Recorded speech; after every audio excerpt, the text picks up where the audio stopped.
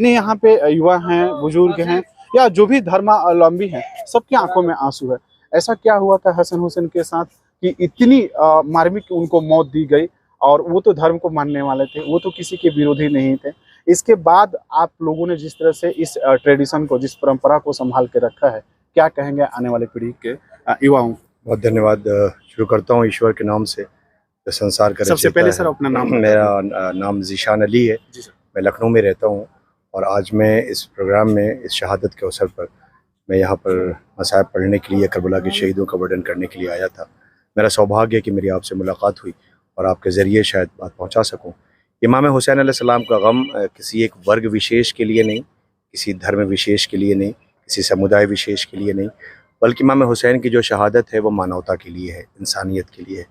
इंसान जो है वो इंसान के रूप में दिखने वाला वो इंसान नहीं होता है, बल्कि उसके अंदर अगर संस्कार हैं, उसके अंदर शिक्षा है और वो दूसरों के जो उसके जज्बात हैं उसको अगर वो समझ रहा है, उसकी कद्र कर रहा है, तो उसे इंसान कहा जा सकता है।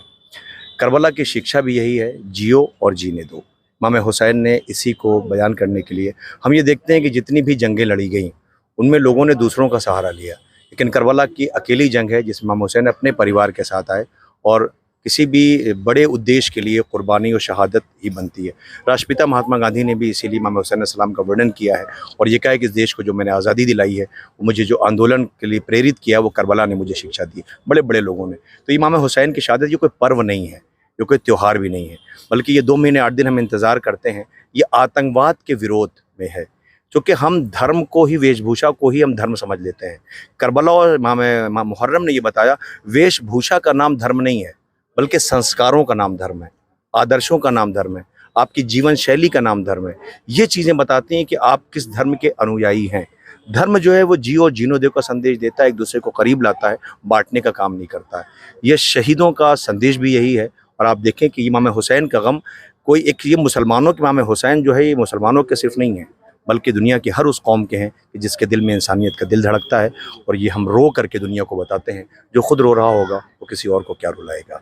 और हम रो करके दुनिया को बता रहे हैं कि मजलूमों के साथ खड़े हो, जिसका हक छीना जा रहा है उसके साथ खड़े हो। वो सबसे पहले उस ब्रह्मांड में उस ईश्वर का बनाया हुआ है। उसने सूरज बनाया, वो सबको रोशनी देता है। दरिया है, नदी हर एक को पानी देती है, पेड़ हर एक को छांव देता है। तो दुनिया की हर चीज़ जो ईश्वर ने बनाई है वो सबके लिए है। तो हम फिर सबके लिए क्यों नहीं हो सकते हैं? हम भी तो उसी के बनाए हुए हैं, तो हमें भी वैसे ही होना चाहिए जैसे संसार की सारी चीज़ें दूसरों को संदेश दे रही हैं। लास्ट क्वेश्चन सर, जिस तरह से आप लोगों को जोड़ने का काम करते हैं, युवाओं के लिए खास संदेश आपके पास क्या होगा? जब हम बात करते हैं धर्म और शिक्षा, तो पहले युवाओं के प्राथमिकता हो जाती है शिक्षा को, लेकिन जब आपके पास शिक्षा नहीं होगा तो धर्म को आप बेहतर तरीके से नहीं समझ सकेंगे। यही वजह है कि जब आपके पास शिक्षा नहीं होती है तो हर आदमी आपका शोषण करता है। तो शोषण से बचने का सिर्फ एक रास्ता है, वो है शिक्षा, वो है नैतिकता। हम सिर्फ शिक्षा की तरफ नहीं जाएं, शिक्षा के साथ साथ हमको नैतिकता का भी पाठ पढ़ाना ज़रूरी है, ताकि हमारा जो भारतीय संस्कार है, जो हमारे देश का संस्कार है, हम उस संस्कार में जिसमें हमको आस्थाओं का सम्मान करना सिखाया गया है, हमें उस पर प्रेरणा मिलनी चाहिए। और कोशिश करें कि हमारी वजह से कभी किसी का दिल ना दुखे, किसी की तकलीफ़ ना हो। हम ऐसे माहौल को, स्वस्थ समाज बनाने की जो परिकल्पना हमारे देश के शहीदों ने देखी है, हम उसको आगे बढ़ाने का प्रयास करें। ये हमारी गुजारिश है कि उसूलों पे जो आँच आए तो टकराना ज़रूरी है। तुम अगर ज़िंदा हो तो ज़िंदा नज़र आना ज़रूरी है। नई उम्रों की खुद मुख्तारियों को कौन समझाए, कहाँ से बच निकलना है, कहाँ जाना ज़रूरी है। बहुत बहुत धन्यवाद सर, बहुत बहुत धन्यवाद सर। लेकिन मैं जब यहाँ आया, सभी के आंखों में आंसू देखा। ये जो होता है, आप एक हॉटली किसी से जुड़ते हैं, चाहे कोई भी ट्रेडिशन हो, कोई भी परंपरा हो, हसन हुसैन के साथ हम जुड़े, उनकी परंपराओं को लेकर आ रहे हैं। ये जो आंखों में आंसू हैं, क्या उस चीज़ को फिर से याद दिलाता है? बेशक, अगर न याद दिलाता तो हम जो साल भर कमाते हैं वो मुहर्रम में लुटाते नहीं। हमारे यहाँ लुटाने का है कि हम पूरे साल कमाते हैं मुहर्रम में लुटाने के लिए। दुनिया को बताते हैं कि लूटने वाले और लोग होंगे, लुटाने वाले और लोग होंगे। तो हमारे अंदर जो, हमारे यहाँ जो शिक्षा, आप देख लें कि हमारे यहाँ जो आज़ादारी मुहर्रम करते हैं, जो कि हमारे साथ इस वक्त जो इंचार्ज साहब मौजूद हैं, मैं चैलेंज करता हूँ, खुला चैलेंज है ये, कि आप पूरी लिस्ट उठा करके देख लीजिए, इमाम हुसैन का गम मनाने वाला कभी भी आपको आतंकवादियों की लिस्ट में कहीं नहीं मिलेगा।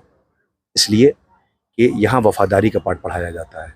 इमाम हुसैन ने सिखाया था कि जिस मुल्क में रहते हो, जहाँ का नमक खाते हो, पहले तुम उसकी सरहदों की हिफाजत करो, पहले तुम वहाँ के संस्कारों की हिफाजत करो। आपने शहादत की बात की है तो यकीनन हमारे सामने, देखिए हंसाना बहुत आसान है किसी को, रुलाना बहुत मुश्किल काम है। रोता वही है जिसका दिल दुखता है, रोता वही है कि जो जिसके सामने कोई घटना हुई होती है। तो हमारे सामने करबला की वो वार्मिक घटना है कि जहाँ पे इंसानियत